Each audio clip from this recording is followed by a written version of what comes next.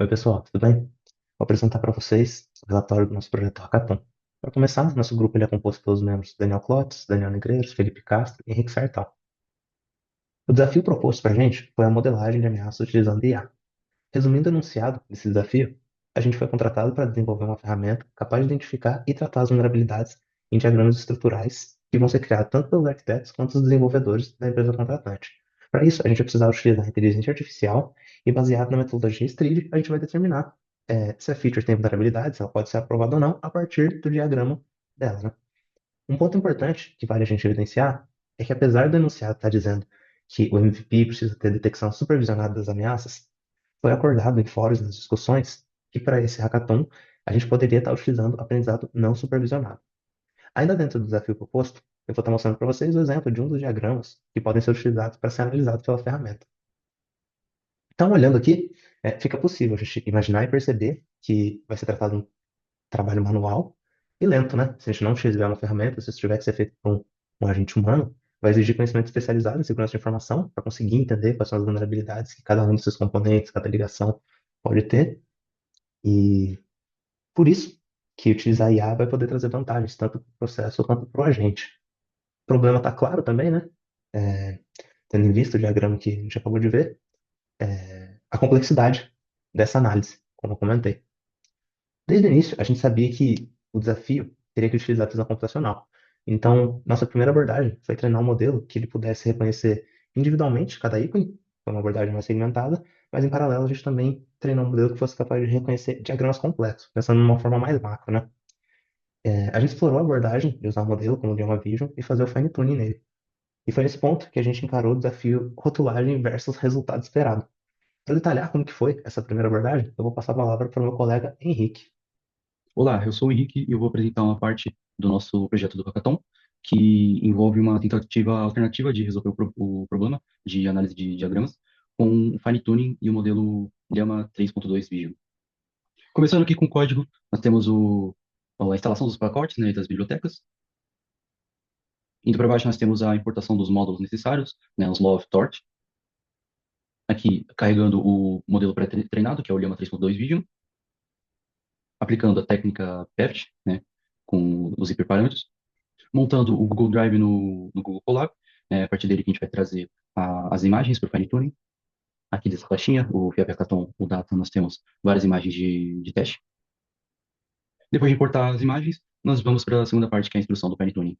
Aqui a gente pode formatar as imagens do dataset em modelo de chat, gerando o par image instruction, necessário para o aprendizado do modelo.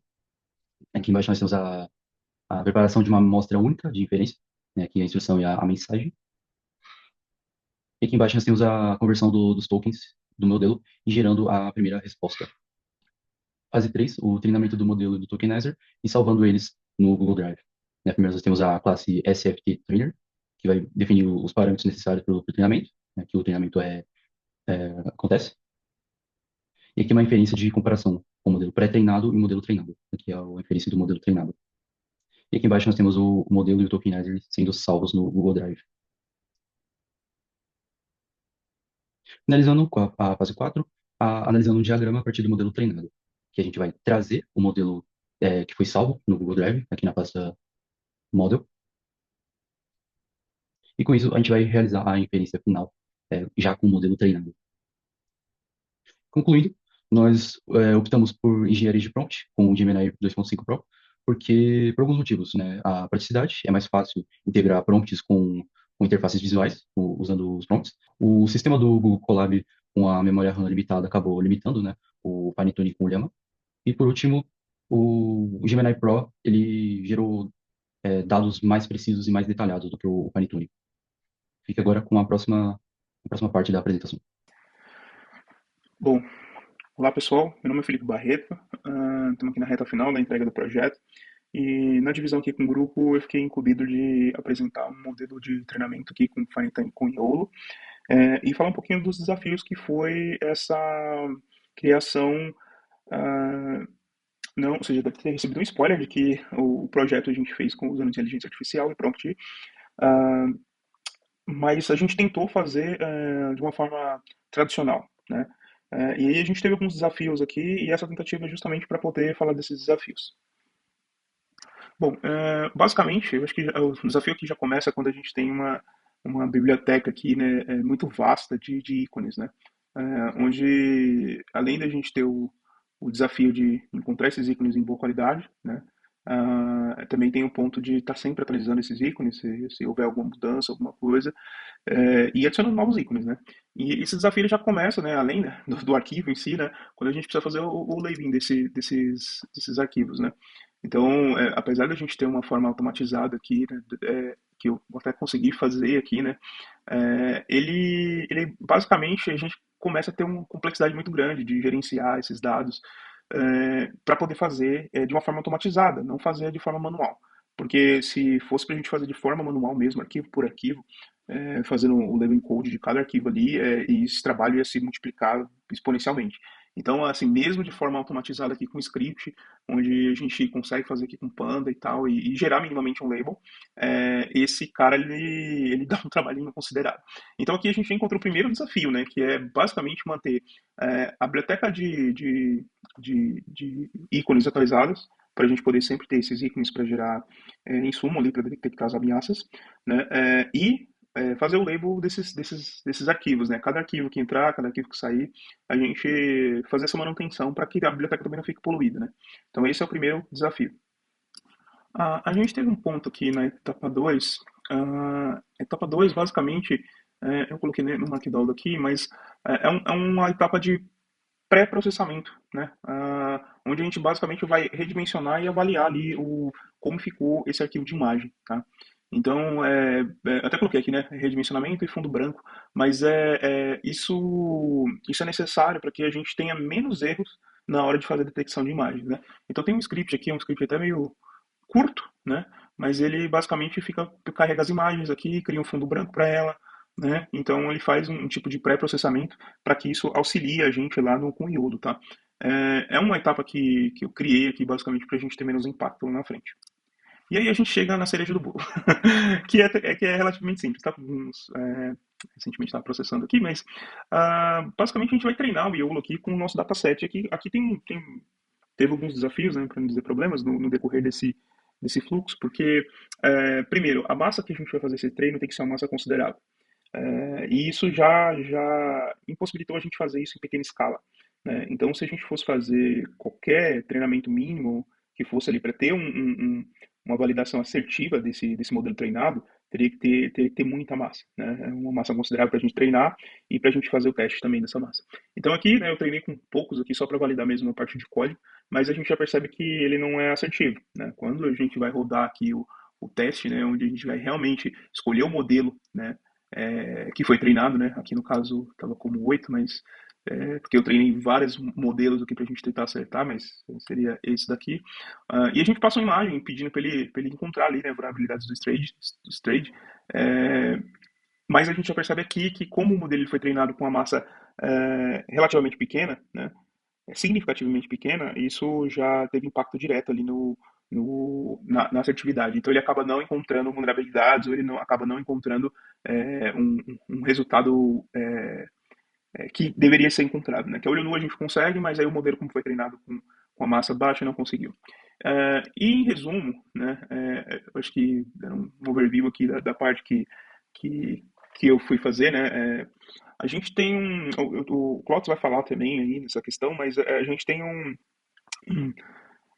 ainda bem que a FIAP permitiu que a gente fizesse a abordagem com a LLM, porque a gente tem os prós e contras aqui, né? Então, é, eu coloquei alguns só, né, que são muitos, mas erros humanos, né, na nomeação de componentes, isso aqui pode ser um complicômetro, né, a manutenção demorada, que foi um dos pontos que eu levantei logo no início, né, e requer um dataset muito grande, né, então esses pontos são cruciais aqui para que a gente tivesse sucesso essa abordagem com o iolo, né, então como a gente não teve esse dataset com volume considerável e a manutenção também é bem demorada, porque precisa de cuidado e esse cuidado pode ter ali questões de erro humano, né? E em contrapartida, com os LLM, você tem aí várias questões de ganho, né? Então, o LLM entende melhor o contexto, né?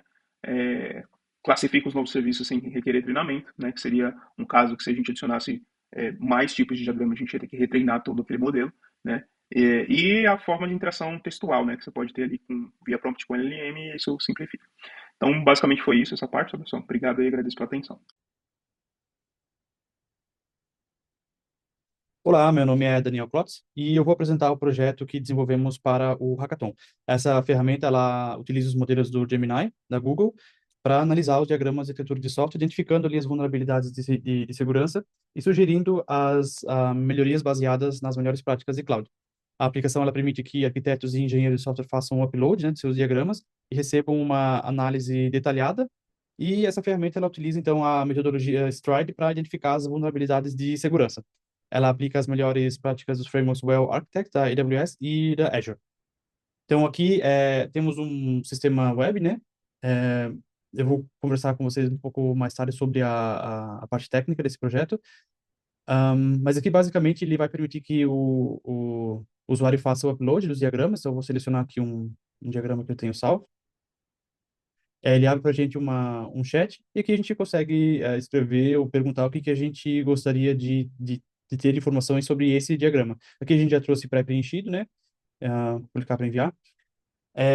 Aqui ele vai começar a fazer a análise, aí dependendo do modelo que a gente for utilizar, ele acaba demorando mais ou menos tempo. Aqui a gente utilizou o modelo 2.5 Pro, que ele é um modelo que ele faz o processo de pensamento também, e ele acaba demorando um pouco mais. Eu vou retornar daqui a pouquinho quando o processo estiver terminado. Então, aqui a gente consegue ver que ele já trouxe algumas respostas para a gente.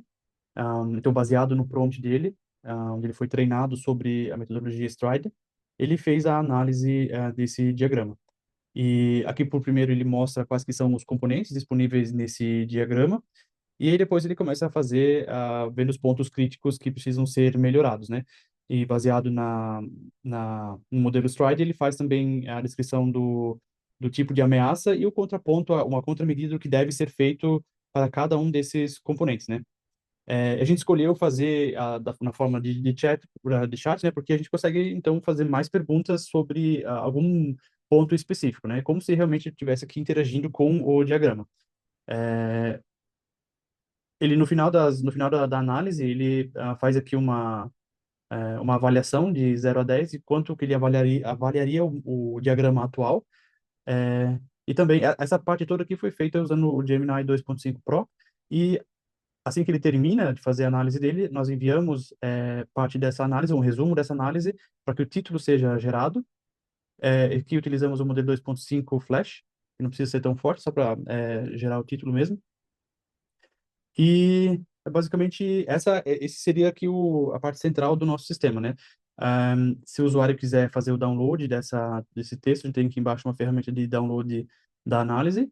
Então a gente consegue abrir aqui, ele faz, é o mesmo texto. Aqui faltou fazer uma pequena formatação, mas basicamente é o mesmo texto que temos aqui no chat. Eu, pessoalmente, prefiro utilizar o chat justamente por ter essa interatividade, né? Além de a gente ter implementado que essa opção de fazer uma inspeção em componentes específicos. Por exemplo, eu consigo selecionar aqui essa parte aqui. Quero conversar sobre essa parte em específico. Então, eu vou escrever aqui como esse componente se relaciona com o Amazon S3 e quais os riscos envolvidos. Então, aqui, novamente, ele vai iniciar toda a parte de análise. Pode demorar um pouquinho, dependendo de qual modelo você for escolher. Então, vamos esperar um pouquinho aqui. Então, aqui ele trouxe a análise desse componente em específico, né? Qual a função principal dele, a ação escrita dentro desse diagrama e os riscos relacionados a esse componente em específico. Além aqui da inspeção de componentes, nós temos aqui a opção de guardar no local storage os chats anteriores, né? E fazer aqui uma nova análise se a gente quiser. Quando a gente clica aqui, ele carrega tudo de novo em memória e a gente consegue continuar conversando com o, o nosso resultado aqui. Agora, falando um pouco sobre a parte técnica, né? O front e o back-end foram feitos utilizando o, o framework Next.js, basicamente React, né? Na parte de IA para comunicação, a gente utilizou a Google Gemini, através da SDK, da Vercel também, que a gente acabou optando por aquilo porque a gente tem o streaming automático das respostas, né? Já de, por padrão desse SDK, né? A persistência, como eu falei, ela é salva no local storage, né? E para a parte de prompt, a gente acabou experimentando com alguns tipos de prompt aqui. A gente tem aqui quatro versões, né? A gente foi meio que refinando cada versão. E no final a gente acabou utilizando a seguinte estrutura. A gente tem aqui a definição da persona, que é o que a IA vai ser, como ela vai agir, né? E para quem que ela vai estar conversando. Princípios guias, como ser pragmático, explicar o porquê das coisas, são guias, né, de como ele deve agir. O processo analítico, que são as etapas estruturadas da análise, a base de conhecimento, que seria explicando o que que é o Stride, quais são as melhores práticas, e também que eu conversei anteriormente sobre o AWS Well Architected Framework, são as boas práticas e princípios utilizados pela Amazon e pela Microsoft para fazer ali a arquitetura cloud, né? Outra estrutura do prompt que ele utilizou foi o template das respostas, né? Que é uma estrutura em Markdown detalhada, e quais que são ali os guardrails, né? As restrições sobre o que que ele pode e o que que ele não pode falar. Apesar do Gemini 2.5 Pro ele ter excelentes resultados com Zero Shot Prompting, a gente acabou optando ali por uma abordagem mais estruturada, né? E pelo que a gente pesquisou, ele se encaixa mais ao Few Shot Chain of Thought Prompting, que ele fornece ali um contexto mais detalhado e exemplos específicos aqui de Cloud Security, né? Então, concluindo, né, o sistema ele representa ali uma forma nova de abordar revisões de arquitetura. Ele combina a expertise de segurança cloud com o poder da IA generativa, né? E esse projeto ele demonstra como a gente consegue acelerar e melhorar os processos críticos de engenharia de software, mantendo ali um alto padrão de qualidade e segurança, né? Então, é isso. Espero que tenham gostado e obrigado pela atenção. O código desse projeto está disponível no GitHub, e eu convido também vocês a experimentar a ferramenta que está rodando na Bracell. Todas as informações de acesso, elas estão disponíveis junto com o PDF que a gente vai enviar junto com esse vídeo. Então é isso. Muito obrigado.